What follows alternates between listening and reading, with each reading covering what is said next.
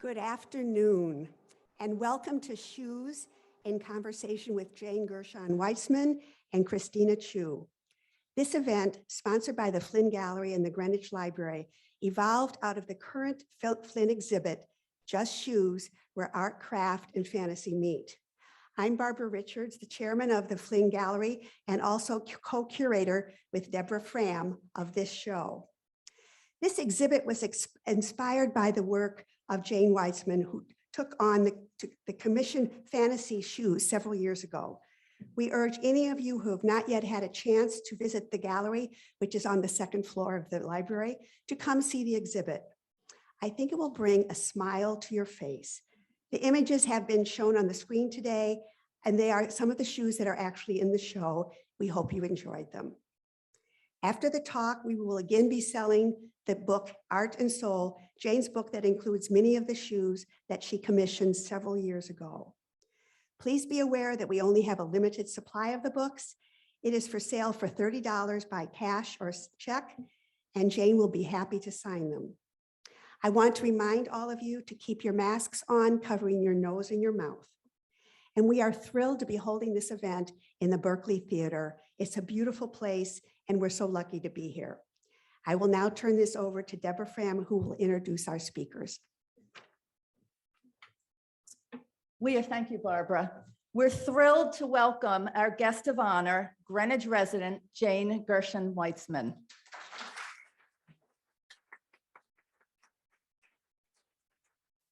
Born and raised in Atlanta,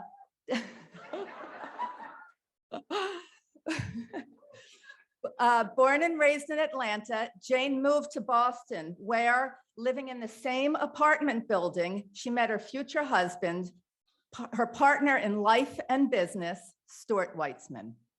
They moved to Greenwich in 1976, and after their two daughters were enrolled in school full-time, Jane officially joined the shoe business, eventually becoming executive vice president of Stuart Weitzman and founding vice president of Stuart Weitzman Retail. She also spearheaded the company's philanthropic endeavors. In addition to her philanthropic work through the company, Jane's boundless energy, along with her immense passion for and commitment to philanthropy, has moved her to dedicate a tremendous amount of her time working with not-for-profit organizations. Amongst numerous other positions, she serves as president of the Jewish Book Council, vice president of the American Jewish Joint Distribution Committee, and a trustee of the New York Historical Society. She also serves on the boards of the Breast Cancer Alliance, UJA-JCC Greenwich, and on the Boston Children's Hospital Chairman's Council.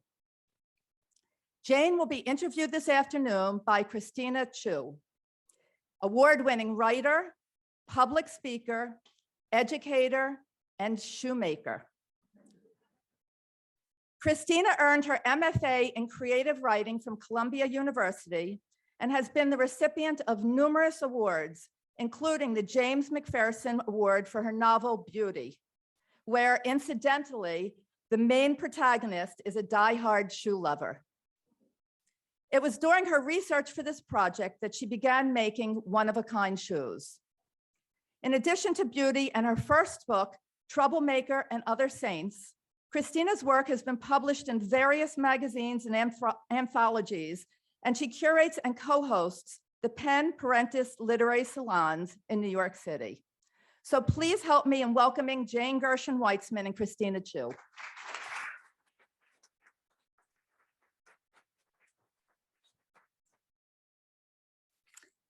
Jane, that was lovely. Thank you. Thank you both. And thank you all for coming. Oops. So now we all know that you and Stuart met in the same apartment building. That is correct. My question is, what did you do before you met Stuart? And were you in the shoe business? Did you love shoes? What was your passion? Shoes were not my passion. I love them. But books were my passion. And I worked in bookstores. I became a buyer for several bookstores in Boston. But I just married into the shoe business, and we were so poor when we got married, we could afford a secretary. Is this working? Let me just, I think something let me just just fix happened. this. Hold on. Oh. When we got married, we could afford a secretary 2 days a week.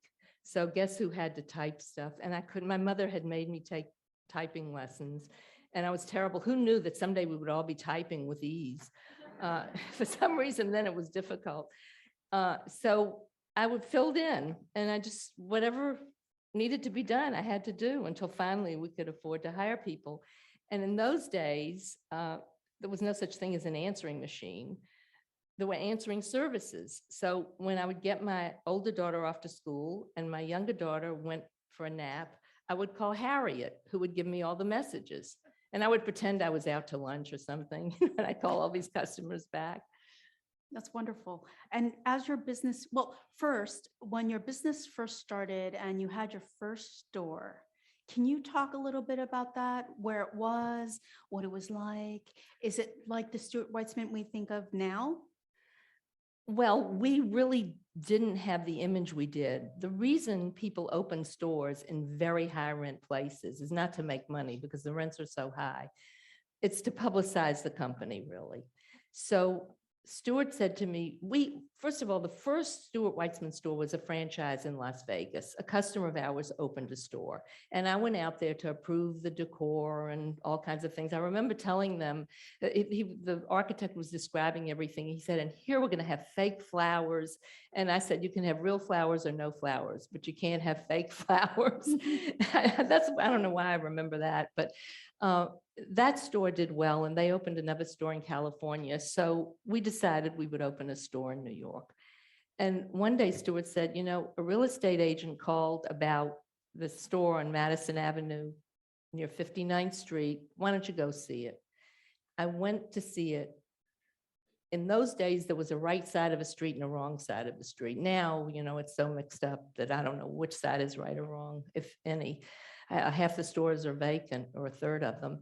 And I thought, this is amazing. It's between Bergdorf and Bloomingdale's, right on the path where people have to walk. So I said to him, it's perfect. He said, I feel like this thing is slipping. Sorry, excuse me. He said, he said, great, make sure it's open by August 5th. But the shoe show, which was when buyers came from all over the world to New York to make their buy in our showroom. And that's how I got in the retail business. Wonderful. And as your relationship developed and you got married, did Stuart ever make you any shoes just for yourself, like special just for you? He did. And in fact, until we sold our business, he also did. If I really wanted something, or if, you know, he thought I should have something, he made it for me in one of the factories. Really? He did. That's so sweet. So sweet. I miss that too. I really do. So which are like, out of all the shoes in the world, right? What are your most favorite pair of shoes? I don't have a most favorite. I have lots of favorites. Lots of favorites. Can you talk about a few? Well, I love stoned evening shoes, you know, paved. Not that there are many places to wear them these days. I love a comfortable shoe that I can just walk all over in. Mm-hmm. Whatever, if it fits me and it's comfortable and it's pretty, I love it.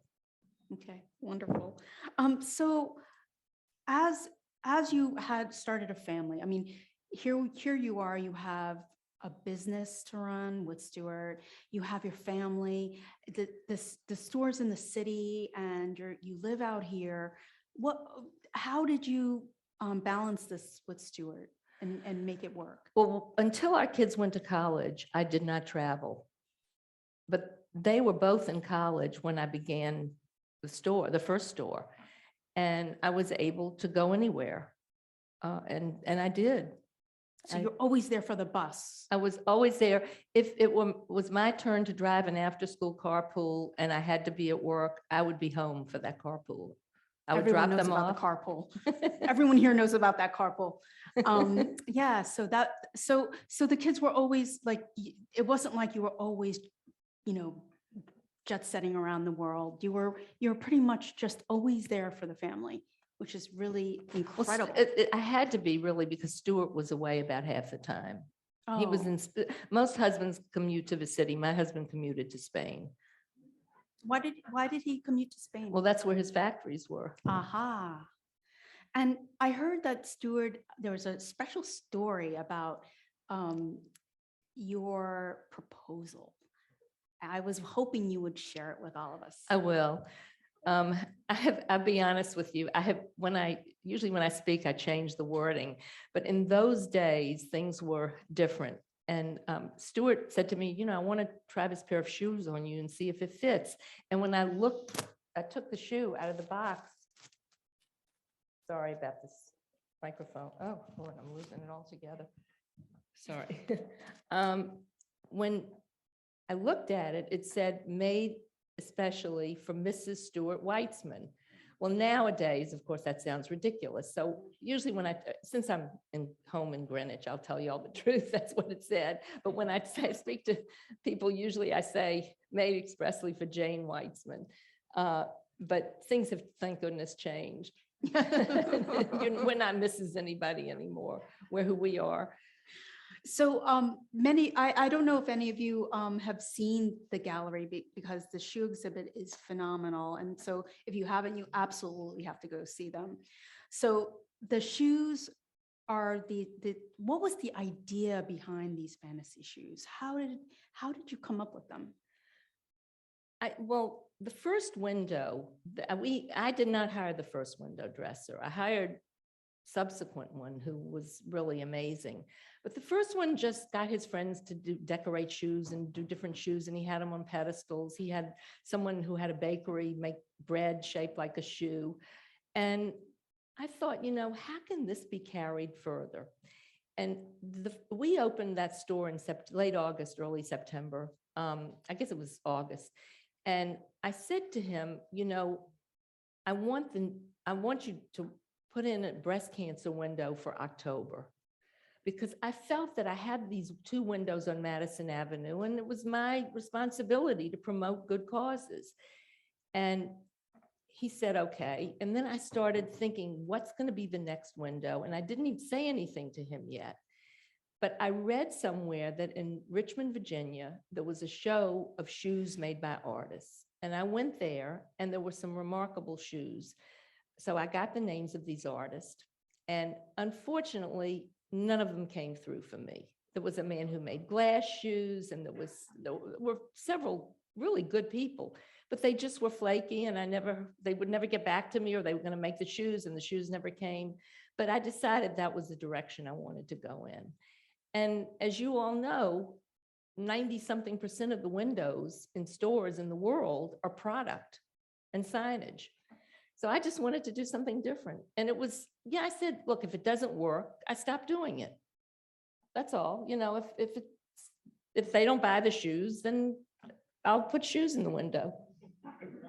Yeah, I mean, it was actually really unique, an idea that no one had really ever thought of before. So this was like your baby that you're bringing into the world. So how did you know? There were times that you checked to be sure that it was working. What were ways that you checked? Well, I could see the reaction of the people, and plus we started to get more and more customers. One day, Tim Fortuna, our wonderful window dresser who I hired, he actually worked at Rizzuto's here in town. And that's where I found him. And Leslie, who owned Rizzuto's, was very gracious. And in fact, she borrowed things from me, props from me, and I borrowed props from her. And because Tim was familiar with what we had. And so he had wonderful things to display these shoes on. And we were standing outside the window one day, and people were starting to stand in front of it. And we were listening to the comments, and we got so excited. And we said, this is really working. Yeah. And we pursued it. And people didn't realize who you were. No. That's so I fun. had a rule that no one was ever allowed to tell a customer who I was. Because Hmm, I didn't want, it just made me uncomfortable. wonderful. Unless they were, sometimes if someone was famous, they would say, "Can we introduce you?" They would say, "Can we introduce you?" And I'd say, "Of course." That's wonderful. So what were some of the more memorable moments with some of these shoes? Were there celebrities that you remember coming in and talking with you about them? Or did you actually have moments that around these fantasy shoes, either with artists or? Well, and most of the artists, there were some exceptions, of course, but most of the artists were so wonderful and interesting.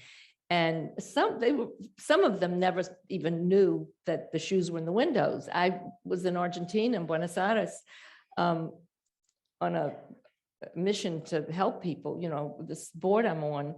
And I saw these amazing shoes in an antique store window. They weren't antiques, but they were made out of antique parts. And I never met the artist. And in fact, when it was time to get his permission to put the shoes in the book, he never returned my phone calls. And I thought, I think Argentina is the most sexist place I've ever been in my life. So I said, "Stuart, could you help me out?" First of all, I don't speak Spanish and Stuart's fluent. And Stuart called him and there was no problem. We sent him the thing, he signed it. We had it back in a couple of days. We sent a prepaid return. So Stuart actually did a lot of traveling. He was over there because the factories are there. So you were constantly, you were busy with all kinds of philanthropy also. Besides your windows, you still are on many boards, correct? Well, I wasn't on so many when my kids were young. A few, maybe. A few. Maybe one or two. Just a few. Well, so let's get back to the shoes for a minute. How did you even decide which artists to ask?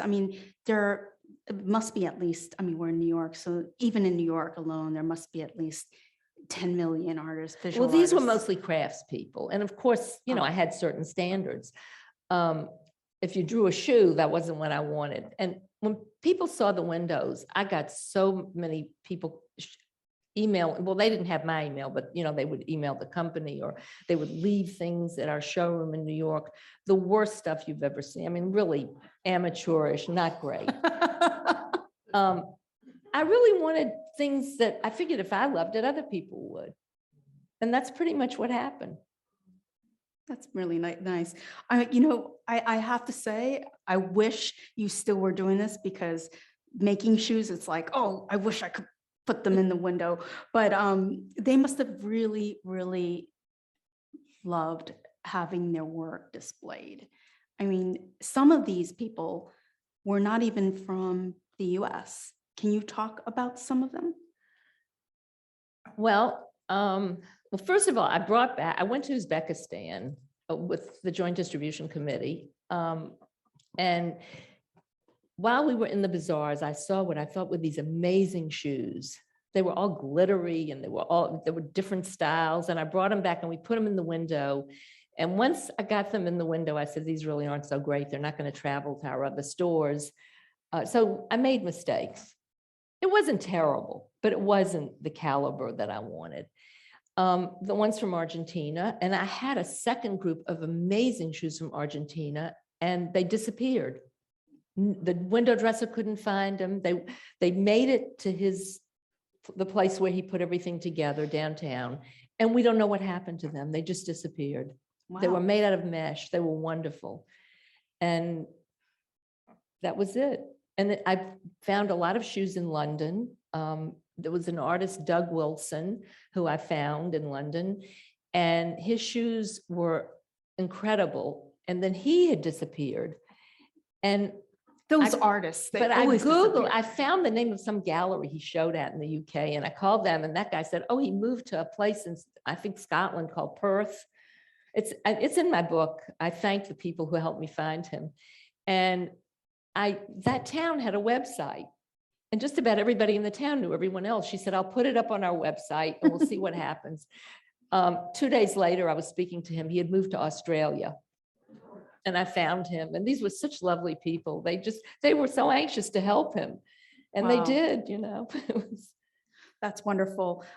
So so all of you can purchase this book, Art and Soul, right? And they're all the fantasy shoes that are, in the collection. But Well, they're not all of them because we couldn't get, first of all, my editor, who didn't help me do a thing really, but my assistant, Jackie Justy Seaman, helped me. We just did it ourselves. We never put a book together.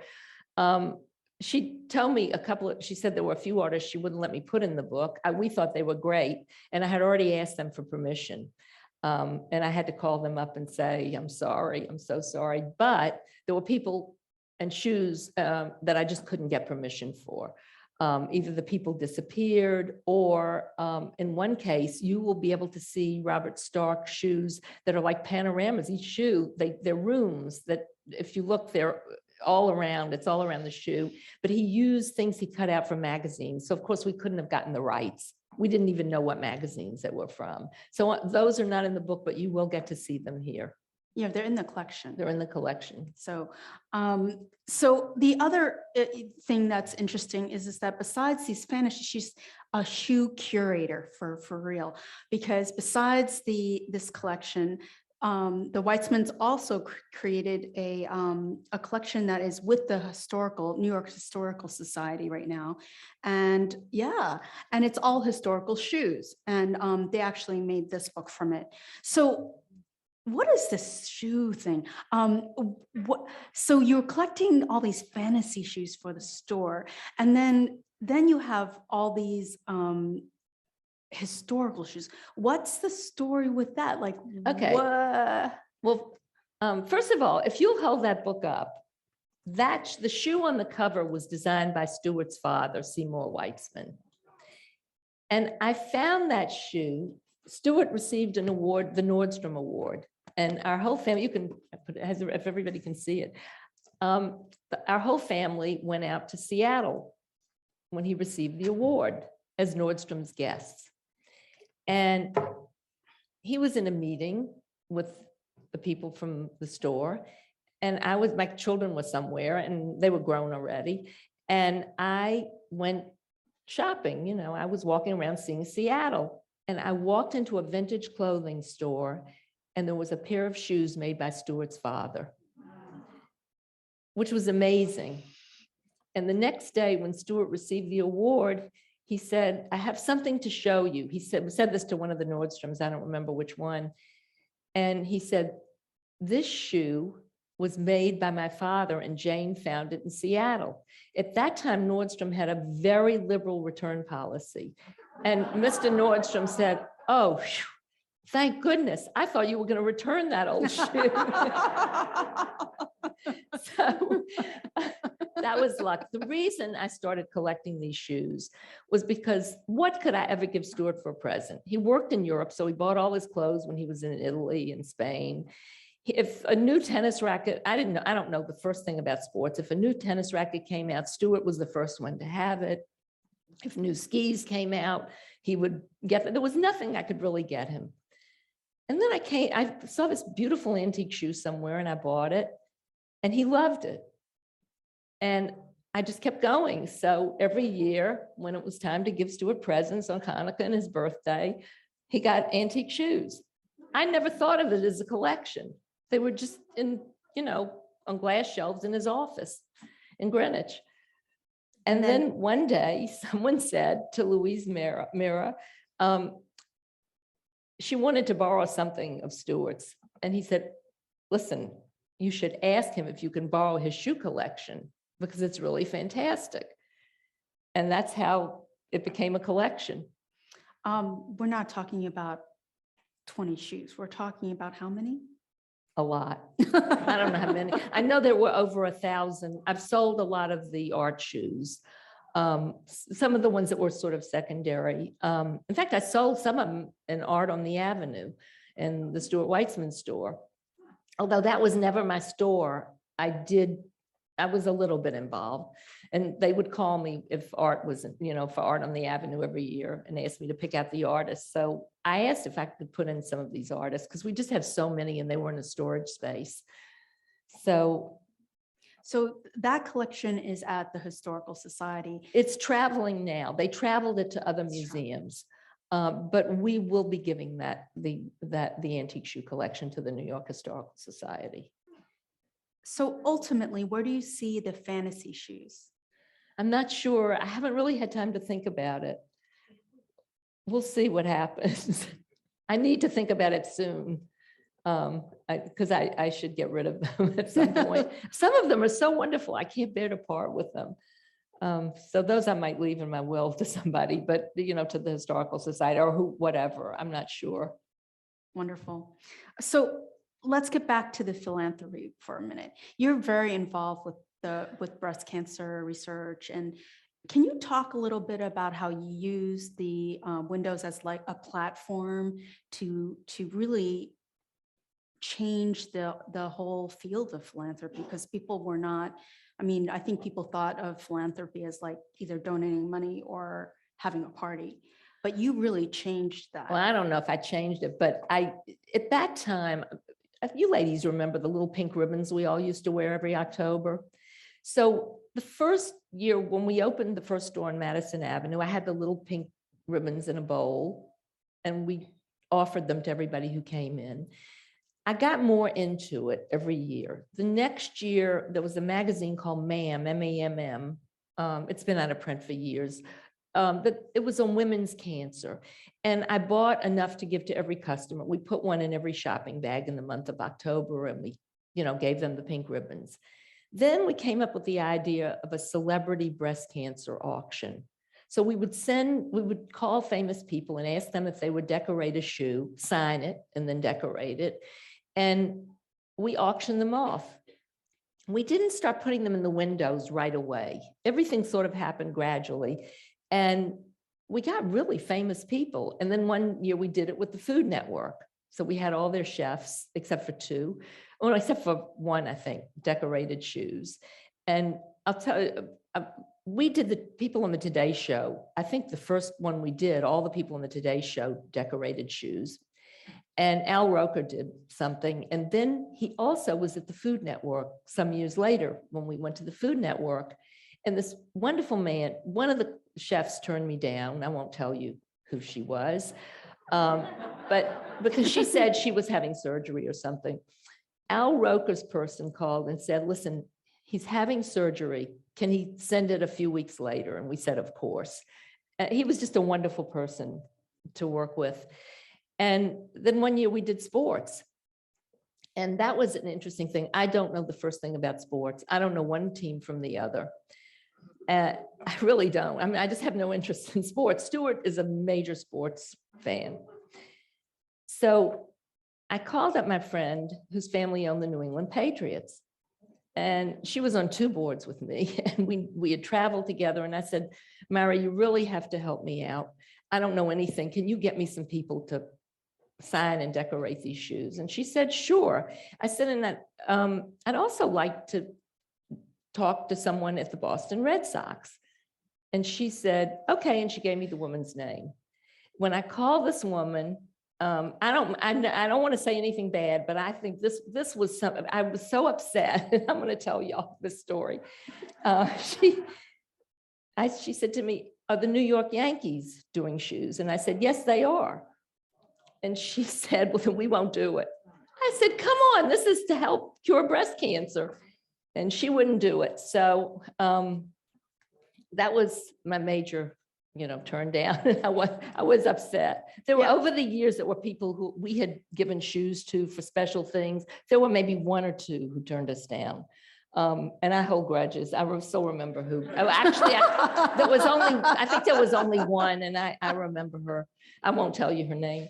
Well, considering the fact, when she says that she reached out to celebrities, really, she had people like Catherine Zeta-Jones, she had Katie Curie, Steve Martin, Michael Jordan, Jessica Simpson, Serena Williams.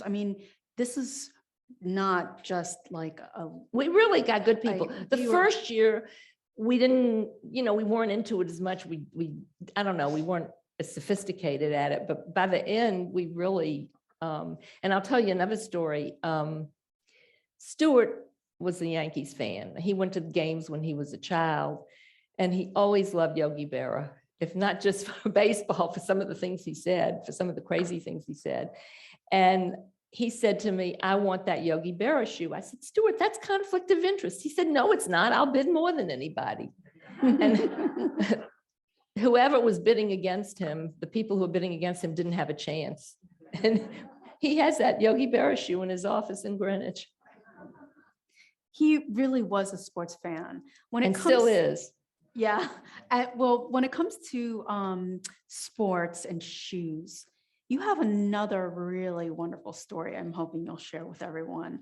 And it has to do with Joe DiMaggio. Oh, do have a good story.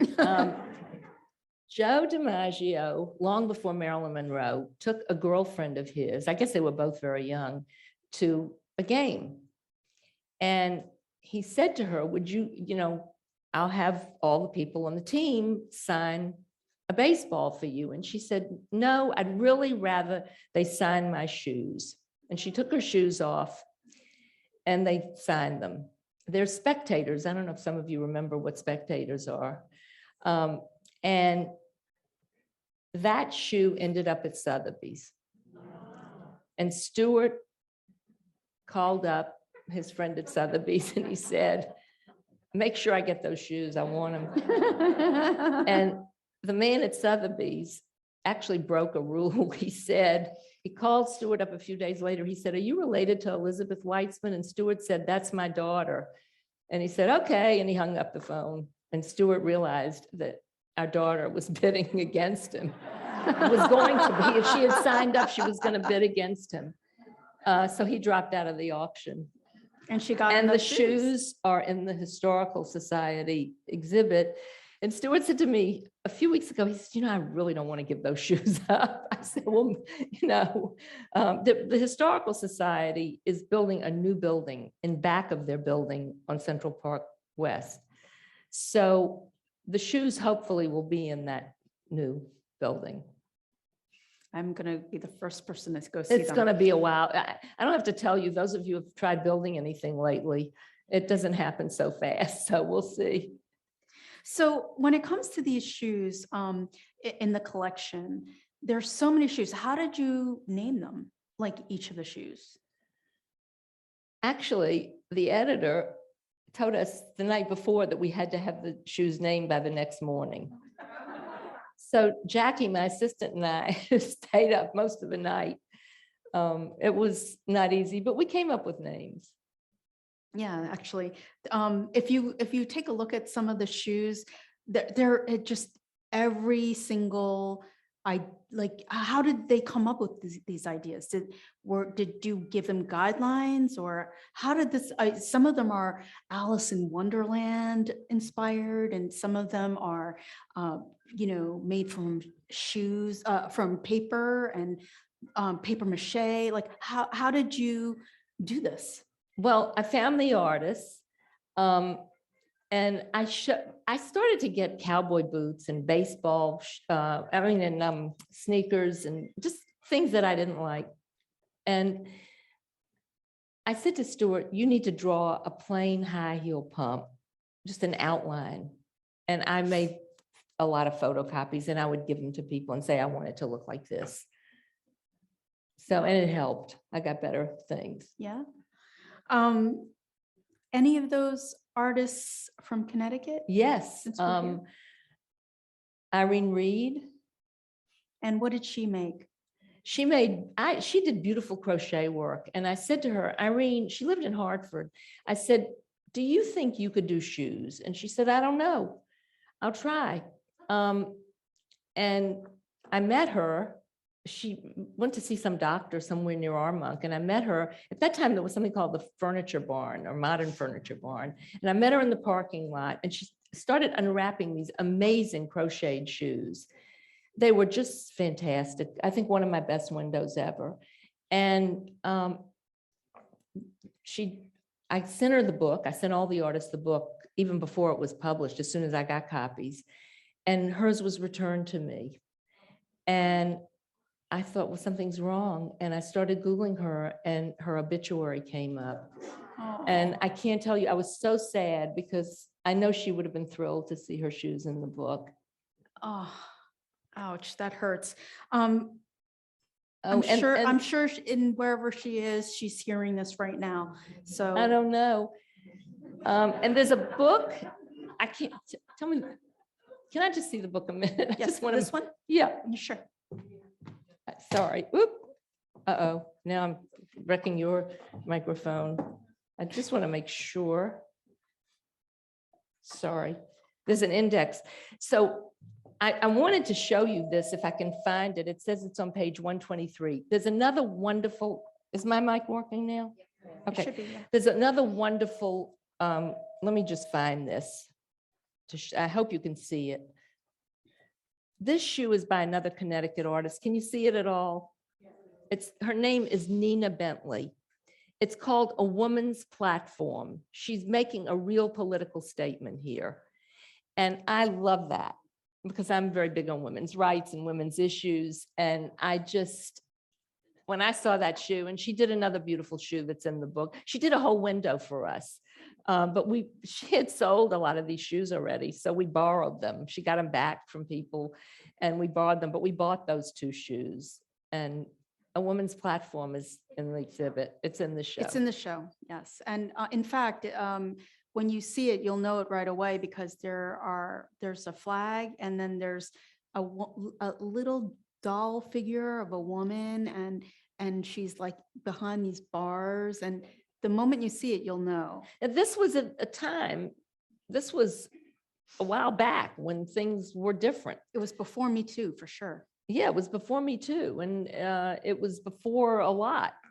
She really was way ahead of her time. So you have had, some of the shoes are made from like wire, some are paper, some are, I mean, everything you can imagine. But at one point you even had shoes in your display that were made with cake. That's you talk right. a little The bit cake. about that? Sylvia Weinstock was the cake maker in New York for a long time. And she passed away last year, late last year. And someone said to me, someone I knew Sylvia and said to me, you know, she'd like to do a window for you. And I said, oh, that would be amazing. And I called her up and I said, if I give you shoes, can you frost them? And she said, because I didn't know if I wanted cake really. I wasn't sure what would happen. And but she did use real frosting and the shoes were exquisite. And we left the windows up for a month.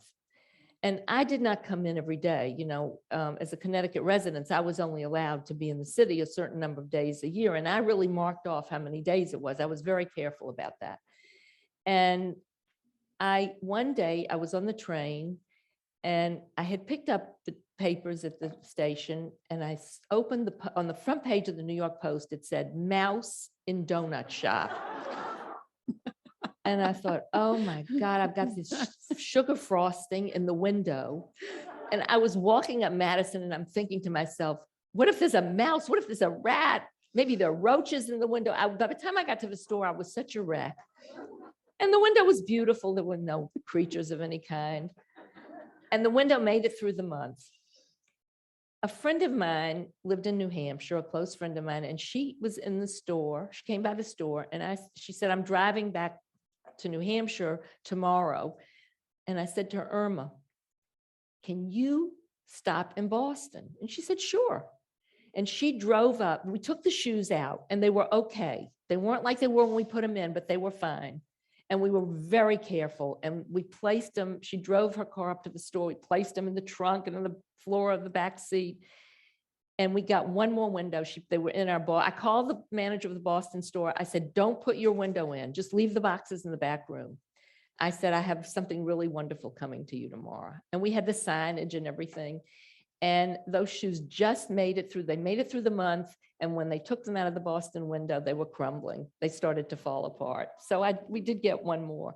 And Sylvia did some shoes for the book. Of course, she had to make them especially for the book because they couldn't, they didn't have a definite lifespan. And she did such a good job that they look like real shoes. They don't look as much like cakes as I would have liked them to have, but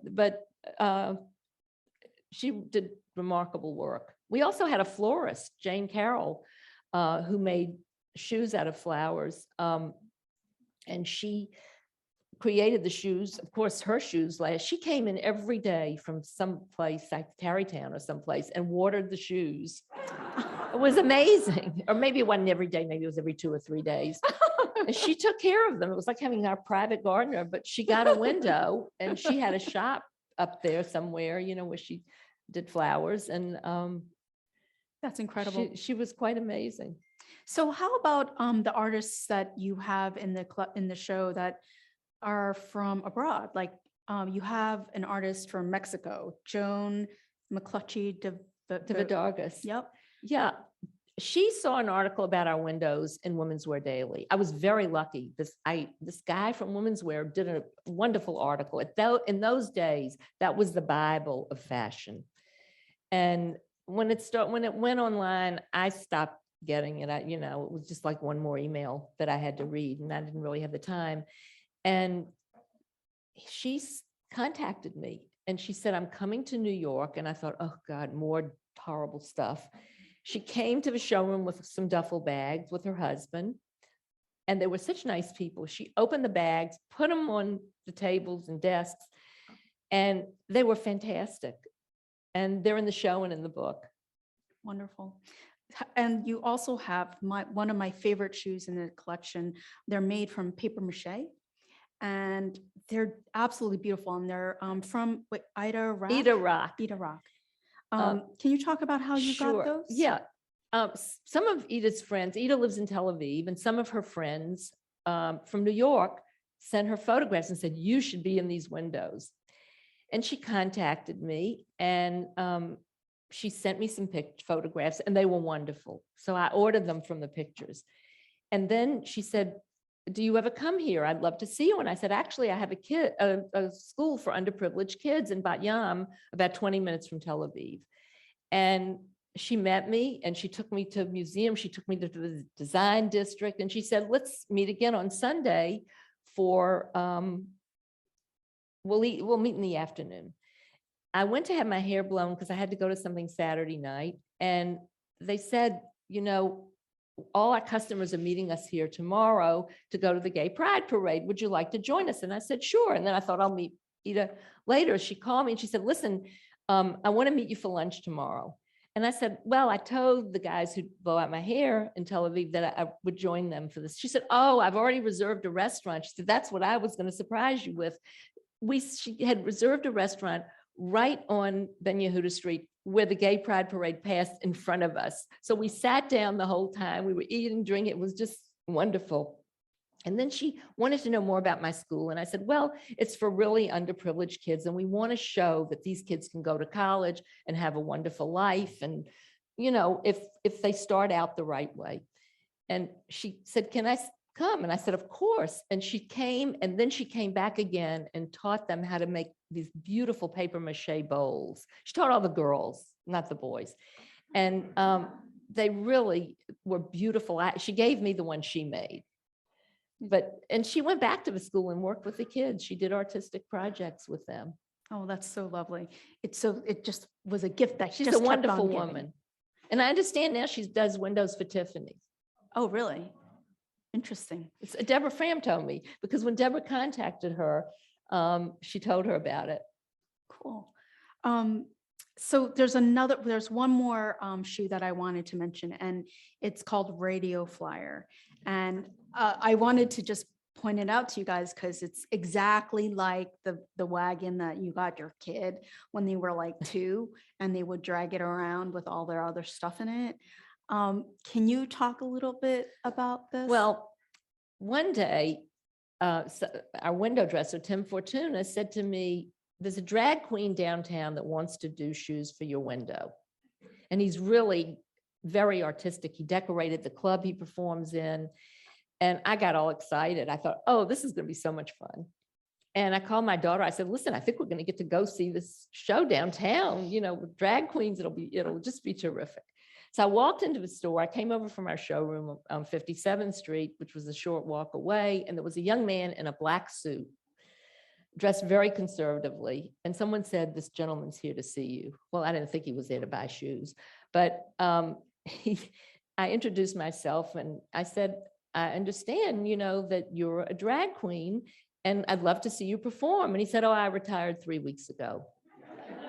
And then I said, well, because I had been told his name was Brenda Starr. How many of you remember who Brenda Starr was? Okay. Well, Brenda Starr, and most of you don't know, Brenda Starr was my favorite comic book character when I was growing up. I'd come back from school and read her in the Atlanta Journal every day. She was a beautiful red-headed reporter who had this really bizarre, secretive kind of boyfriend on some island developing things from black orchids. I mean, it was a crazy story. So I said to him, Brenda Starr was one of my favorites. And he said to me, well, I don't really know who she was. They just gave me the name when I started working at the club. So I thought, oh, I've struck out again. And then he showed me some pictures of things he wanted to make. I was blown away. He was the most creative, I think, of all the artists in a way, because he could do things that didn't look like each other. Like there were some artists that would have to do a second or third window, but then they all started to look like they had one way they could do art. He could do anything. He did our windows Oscar week in Beverly Hills, and he put movie stars' faces in them and built the shoe around the person. And he did a series called Automo Heels. And they were wonderful. They were really terrific. And he had one of them was a New York taxi cab. One was Radio Flyer. And there was a station wagon. There was a pink Cadillac, 1959, the Elvis Presley Cadillac, if some of you remember, with the big fins that stood up. And I wanted to put the Cadillac, the taxi, and the Radio Flyer in the book. I called Radio Flyer. They were wonderful. They were very nice. They signed the permission. I called Cadillac. They said, you'll have to speak to the attorneys at General Motors. They turned me down. And that was that. I spoke on my book tour, which went over like 6.5 years. I saw the United States thanks to this book. And I said I spoke twice in Detroit to I only spoke to nonprofits. And I spoke to two different places there. And each time someone came up to me afterwards and said, oh, my friend's daughter works in the legal department at General Motors. I could have gotten you the permission. And then the second time somebody else told me the same kind of story. Well, I didn't have the permission. So unfortunately, we don't have the pink Cadillac in the book. Bummer. Bummer, right? I think this is actually Q&A. Q&A. You guys get to ask whatever questions you want.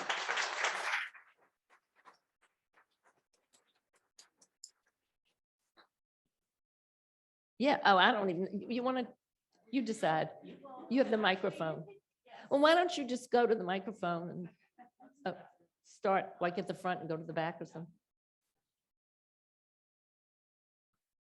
Hi, thank you so much. First, I want to thank you for being here and for all of the support you give to the breast cancer community. I'm a young breast cancer survivor, and my connection to this program today is that I myself am a cancerpreneur or a fashionpreneur. When I lost my hair to chemo, I couldn't find any turbans that made me look and feel like myself, and so I decided to create some. And in that process, I realized I wanted to give that gift to other women as well. So I launched a business where I now have turbans where you can shop by season and occasion, the same way you shop for clothes. And we also do a 1-for-1 turban donation program. And so as someone who is listening to your stories about how passionate you are about the art and design of shoes, I can really relate because I tend to myself get lost in the art of what I do and in the beauty of what I do. So as someone who has seen this business through so much success, what advice would you give me as a budding entrepreneur, some timeless words of advice about how to kind of make it a success in this artistic fashion business? Well, the best way is to get a PR person. That's, get as much PR as you can. Okay. Thank you. By the way, I know some of my friends are here, but I can't tell who anybody is because y'all are in the dark. I see my friend Marianne and Jean-Marc in the front row because they're right in front of me. But if you're here and you're my friend, speak up because with everybody's got masks on. Yes. Oh, Pat, is that you? I'm sorry. I'm sorry. It's very, okay. Sorry. Thank you very much for your wonderful talk and your lifelong devotion to philanthropy. My question is, we know how you got into the shoe business. Could you share a bit about Stuart's father and how Stuart got involved?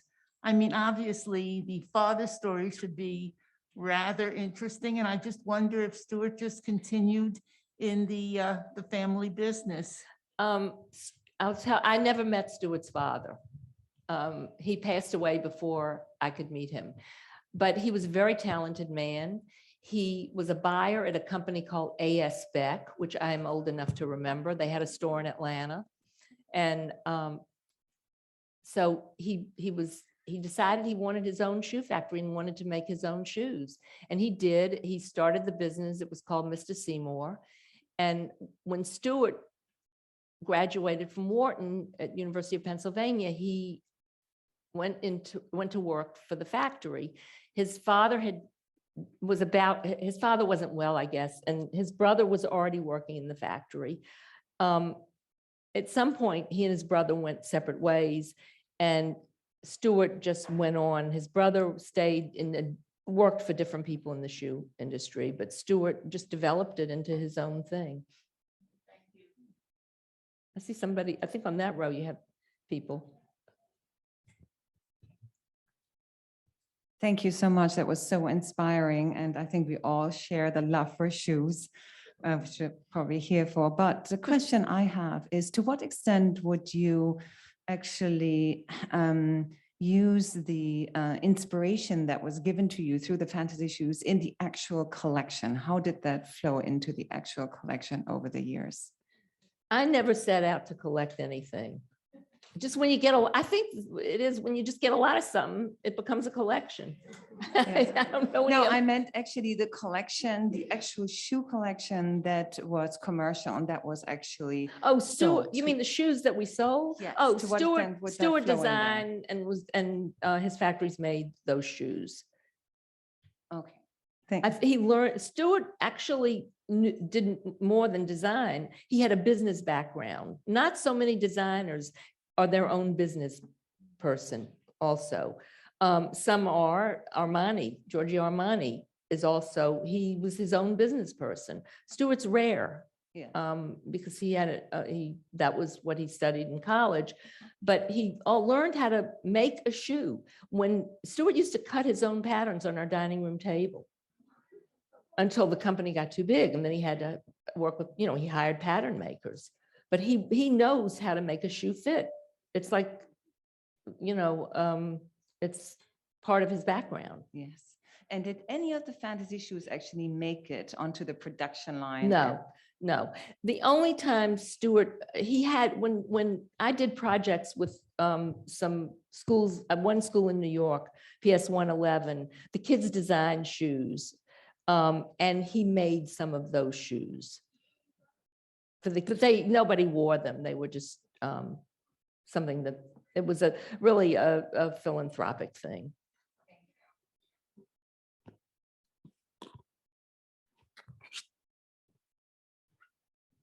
Hi. I'm 15 and I write the fashion column in the Greenwich High School newspaper. And as an avid, shoe connoisseur, I'd love to know what kind of your inspiration was for all of your charity work, because I think that's such an important part of existing in the fashion community and like giving back. So yeah, I just love to know like what your inspiration was and why you choose to be on so many boards and help give back to the community. Both of my parents were philanthropic. There was no such word as philanthropy then. And they didn't have money, they weren't, but they taught me. Both of my parents saved people from the Holocaust before they even knew each other. They got people out before the Holocaust happened. They were both involved. I remember when polio was such a threat when I was a child, my mother and her friends used to go from door to door and people would give $1. They called it the March of Dimes. Because then that's what women did. They would really, it was raised, most of that money was raised by women. They would put a dime in a little, in a can with a slot on top. In my neighborhood, if they gave $1, it was good money.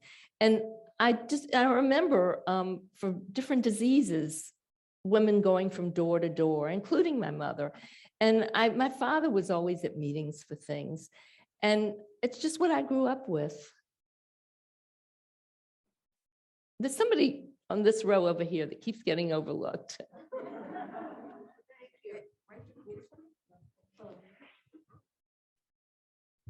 Thank you. And it's been wonderful hearing all your stories. I mean, you're just such a down-to-earth person, Thank too. you, thank you. I was curious, did any of the children go into the business? No, the reason we sold our business was because one of my daughters is a musician, and the other one is a writer and a film critic, and they just had no interest in it. And so we sold the business. And have you yourself created a fantasy shoe? Have I created what? One of the fantasy shoes? No, over I'm the years? only person in my family who has absolutely no artistic ability, none. And I will tell you, but I do have the ability, I think, to recognize talent. I don't, but I can't create a thing. I did used to write poetry as a child, but that's long gone, and it all rhymed. Somehow disappeared. You can, if there's anybody, I'm not on a time frame, so, and Hello. I think Christina's okay. So thank you for your time. You're very charming and you're very engaging. Thank you, I have a simple question. sure. Whose shoes are you wearing? I only wear Stewart shoes. And before, when I knew we were going to sell the business, Stewart worked for the previous two owners. He sold it to someone who sold it to someone else, and they sold it to the present owner, who changed the lasts in the beginning. Now I think they brought them back. But anything I wanted or needed, I told Stewart, I said, you have to get this made for me. And he did. And so these are designed by Stewart, made in his factory. Little snazzy booties. Little what? Snazzy Oh, booties. thank you, thank you. Thank you.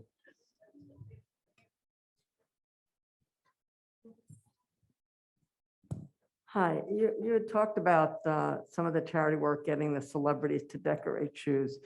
I didn't know if you're aware that I've been involved with some domestic violence agencies, Mhm. and part of the creative arts therapy that they've put in place is having the women that are victims of domestic violence do the same thing and decorate the shoes as a form of therapy, which are then displayed in libraries during Domestic Violence Awareness Month. So I didn't know if you were aware of how that's also being used as creative art therapy. Well, that's wonderful. There are a lot of things like that around the country. Look, the more we all do, the better. I want to just put in a plug here for the Breast Cancer Alliance, because right here in Greenwich, one of the greatest breast cancer organizations has been started, and it's in other cities. We brought it to other cities, but then the pandemic happened. We were about to have an event in New York, and we were planning it, and then, of course, COVID came along. But we give directly to young researchers and people who can't get major funding yet. And some of these people have gone on to do amazing things. And I don't really need to plug for the event because it's sold out every year. Over 1,000 people came when it used to be at the Hyatt. But I just want you to know that this town has really created a very important organization in the field of research.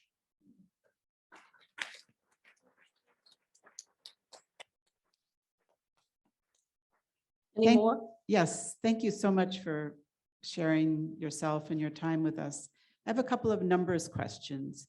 Do you know how much money you raised for breast cancer through your celebrity auctions? No, as the years went on, we raised, each year was bigger and bigger, but it was a lot. And one of the things that we did, and, you know, people say they're doing this, they give a percentage of their profits. We never gave a percentage of the profits. We gave the whole profit to whatever, I mean, for a lot of different organizations, not just for breast cancer. We paid for those shoes ourselves. And we didn't take it out of anything. Whatever the profit was, that's what went to whatever we were giving to. My other question is, do you know how many pairs of shoes you own? I really don't. I have no don't idea. I just don't know. A lot. So we have time for one more question. There's one over, oh, you have, why don't you do a couple of more? There are only a few more. There's one over here too. Why don't you do both of them?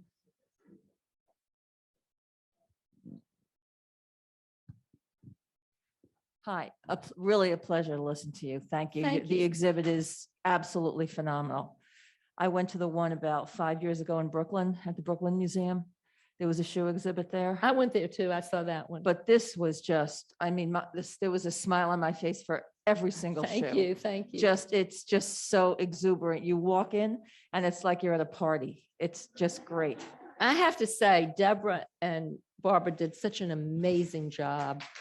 They it really. I've seen two other exhibits. I didn't see one. One was in Miami at the Bass Museum, and I couldn't go because I had meetings and I just couldn't get there. And I did go to the one in Roanoke, but you guys didn't. You were the best of all, I think. Did you give the artists the theme, or was each artist free to do whatever they wanted, please? I didn't tell them what to do. There were plenty of shoes that we couldn't use. I always had them make one shoe if I didn't know their work. I had them make one shoe, and if it was no good, I paid them for the shoe, and that was it. But they were free to do. Oh yeah, no, this comes out of their imaginations and minds. Thank you. Hi. Hi, I'm back. here. Hi. It's a total fashion question. I'm very petite. I'm 5 feet tall, and I have balance issues as I got older, so I couldn't wear high heels. A lot of dress-up outfits don't look great with flats or with boots, you know? So basically, fashion-wise, when you can't wear a high heel and you want to look dressed up with a dress, what are the options? Well, you could get a glitzy pair of flats, silver, Well, gold, Understood. stone. Yeah, it's it actually, you know, when you wear a dress, dressed up, heels definitely have a look that goes along with it. But you know what? Anything goes now. And I think Yeah. especially, you know, we don't really know what we're going to be wearing when we come back. But I think, by the way, the clothes in the stores now are just atrocious. I don't know who, I mean, I've never seen anything, you know, that cut out all over the place. They don't even look good on young people. And Right. I think, you know, everything will settle down and beautiful clothes will come back again, I hope.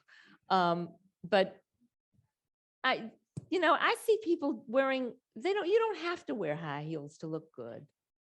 Get a glitzy pair of flats or low heels.